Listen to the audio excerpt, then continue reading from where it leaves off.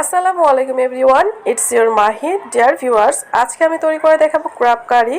আর এই কাঁকড়া ভুনাটা দেখতে যতটা লোভনীয় লাগছে, খেতেও মাশাআল্লাহ। আজকে আমি আপনাদের সাথে এটাই শেয়ার করব।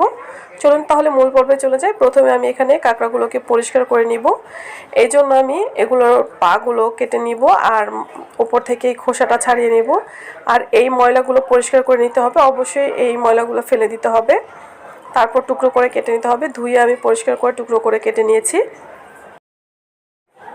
আপনাদের পছন্দ অনুযায়ী আপনারা কেটে নিতে পারেন। এখন আমি কাঁকড়াগুলো সেদ্ধ করবো, এর জন্য স্বাদ মতো লবণ দিয়ে দিচ্ছি, আদা রসুন বাটা দিয়ে দিচ্ছি 1 চামচের মতো, আর দিয়ে দিচ্ছি লাল মরিচের গুঁড়া 1 চামচের মতো, আর দিয়ে দিচ্ছি সামান্য একটু পানি। আপনারা চাইলে এই মশলাগুলো দিয়ে ভালো করে তেলের মধ্যে ভেজে নিতে পারেন। আমি একটু সেদ্ধ করে নিচ্ছি। বলক চলে এসেছে আর সুন্দর কালার চলে এসেছে, আর পানিগুলো অনেকটা শুকিয়ে এসেছে। অবশ্যই পানিটা শুকিয়ে নেবেন। এখন দিয়ে দিচ্ছি একটি পাত্রে তেল, আর দিয়ে দিচ্ছি কিছু রসুন কুচি। রসুন কুচিগুলো খুব ভালো করে হালকা বাদামি রঙের ভেজে নিয়ে আমি দিয়ে দিচ্ছি পেঁয়াজ, আর পেঁয়াজটাকে রসুনের সাথে ভেজে নিব। এখন দিয়ে দিচ্ছি ধনিয়া গুঁড়া, আর দিয়ে দিচ্ছি 1/2 চামচের মতো ভাজা জিরের গুঁড়া, 1/2 চামচের মতো গরম মশলা গুঁড়া, আর 1/2 চামচের মতো লাল মরিচের গুঁড়া। এই সমস্ত মশলাগুলো আমি একটু পানি দিয়ে কষিয়ে নিব।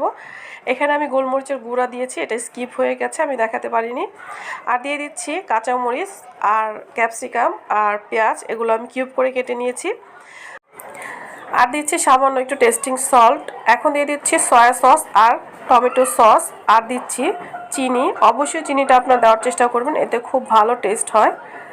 এখন দিয়ে দিচ্ছি কর্নফ্লাওয়ার, 2 টেবিল চামচ কর্নফ্লাওয়ার পানিতে গুলে নিয়েছিলাম, এটা আমি মশলার সাথে দিয়ে খুব ভালোভাবে কষিয়ে নিয়েছি। আর ক্র্যাবটাকে দিয়ে দিয়েছি। কাঁকড়া আর এই মশলাগুলো আমি খুব ভালোভাবে জাল করে শুকিয়ে নিব। একটু মাখা মাখা হয়ে এলে নামিয়ে নেব। দেখুন তৈরি হয়ে গিয়েছে মজাদার কাঁকড়া ভুনা। আর এটা দেখতে যতটা লোভনীয় হয়েছে, খেতেও মাশাআল্লাহ। আর যারা আমার ভিডিওটি সম্পূর্ণ দেখেছেন তাদের সবাইকে ধন্যবাদ। আল্লাহ আপনাদের সবাইকে ভালো রাখুক, সুস্থ রাখুক, নিরাপদ রাখুক এই কামনা করে